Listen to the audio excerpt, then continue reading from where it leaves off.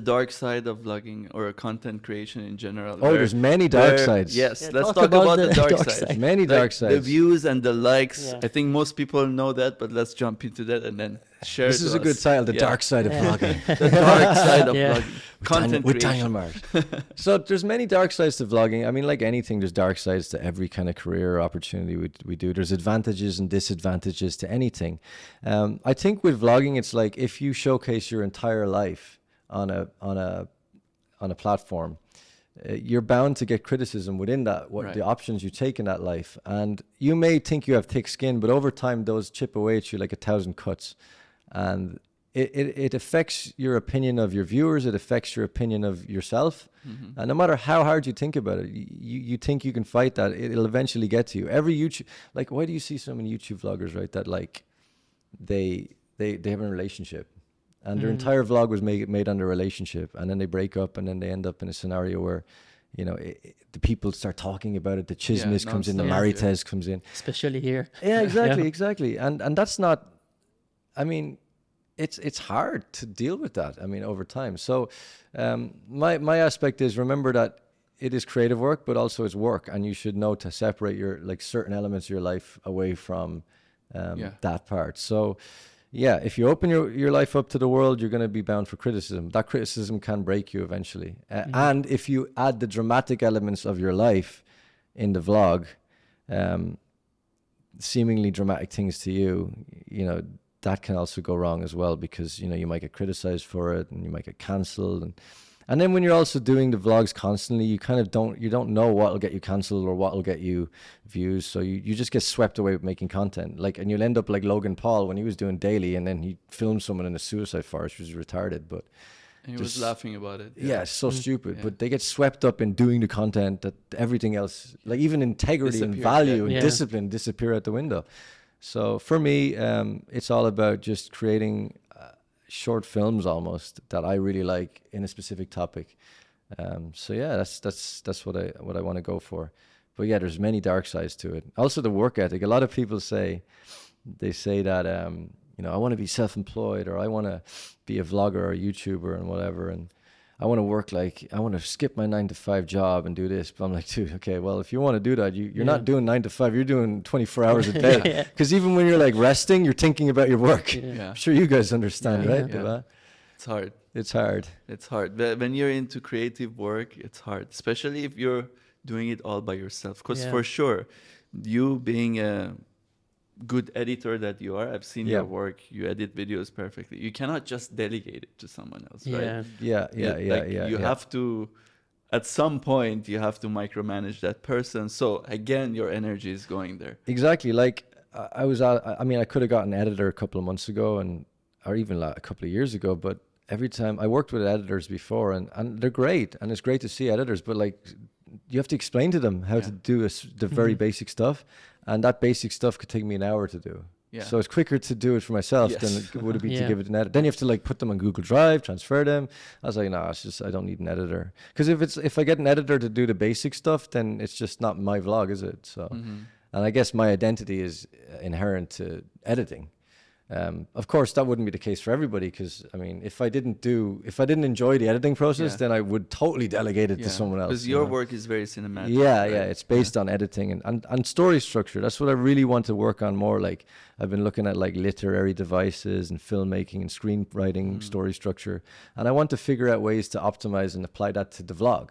So if you look at my videos lately, it's just me trying to, like, you know, make the best story I can. You know, you introduce the protagonist, have a conflict, or what are the stakes, develop a kind of a hero's journey kind of thing with a conclusion and a verified conclusion.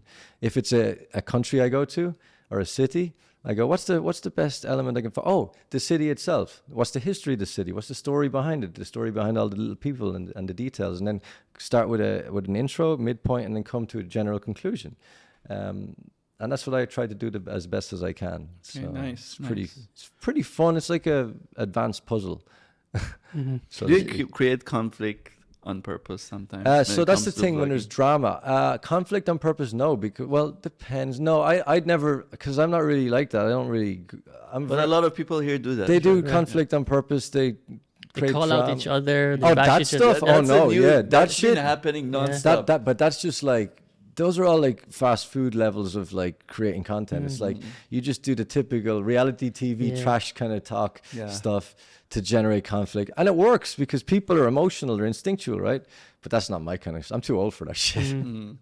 Yeah, I would hate that stuff, Yeah, man. because I've seen like people are waiting for something to happen to jump on the trend and share their ideas negatively in a sense, because that attracts people, right? Yeah, some people thrive in that atmosphere. I'm not one of those people, man. Like I can't deal with that shit. Because you get a lot of hate too. Yeah. You get You have an to be able to insane take that amount hate. of hate. Yeah, have to take he that. was talking about the dark side, right? And also, what do you think about the cancel culture?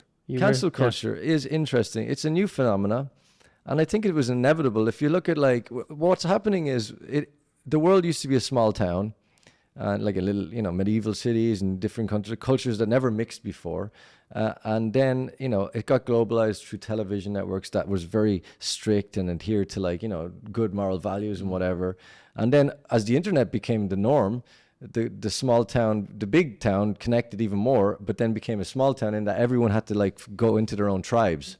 True. So everyone kind of joined, because also we're living in a very free world with a lot of like, very comfortable actually, especially in the West. A lot of people are comfortable, so they have to think about fighting for a cause that is not necessarily important. Exactly, I truly agree with that. A lot of people need to feel like they belong to something. Out of boredom sometimes. Yeah, and there's a lot of it's like first world problems, right? Yeah. People need to feel they're in this tribe, they have to fight for something, and a lot of people are creating problems that aren't even existing.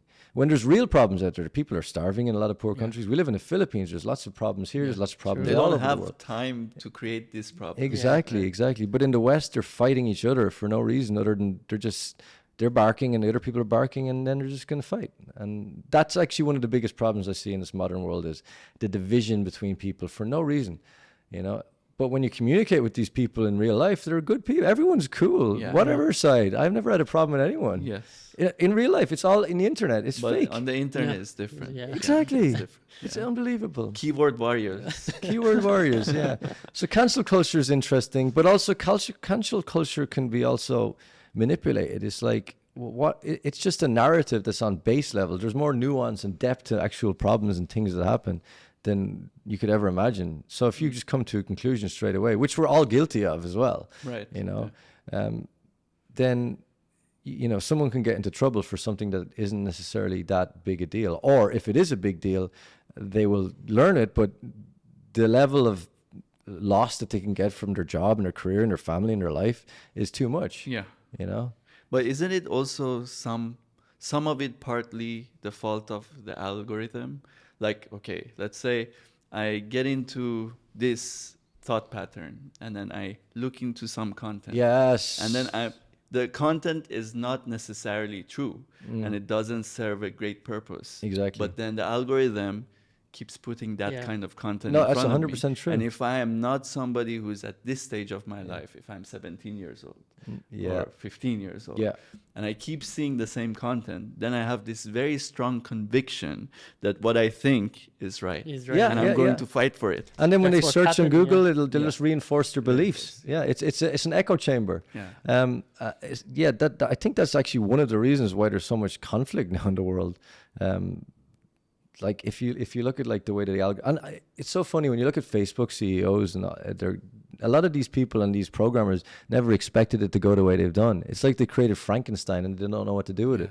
In the search for income and money and advertising revenue, their algorithm has created a unfortunate byproduct of what they've done. You've seen the Cambridge Analytica scandal, right? That documentary on Netflix. It's really good. So the Cambridge Analytica scandal is about, watch it on Netflix. It's amazing. I recommend it. But basically it's about this, it's not conspiracy crap either. I'm not one of those people who believes in conspiracies, but I do believe in the evolution of like social psychology and how shit works. So the Cambridge Analytica scandal was a political scandal in 2016 where Cambridge Analytica sold data from Facebook to governments, like the Russian government and all these governments, based on US voter preferences.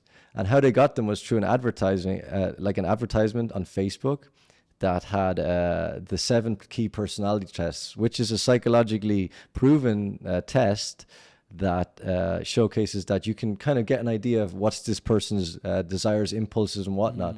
So it was they were able to kind of like push Facebook ads on election campaigns to these viewers in order to sway the swing voters into voting Republican or Democrat.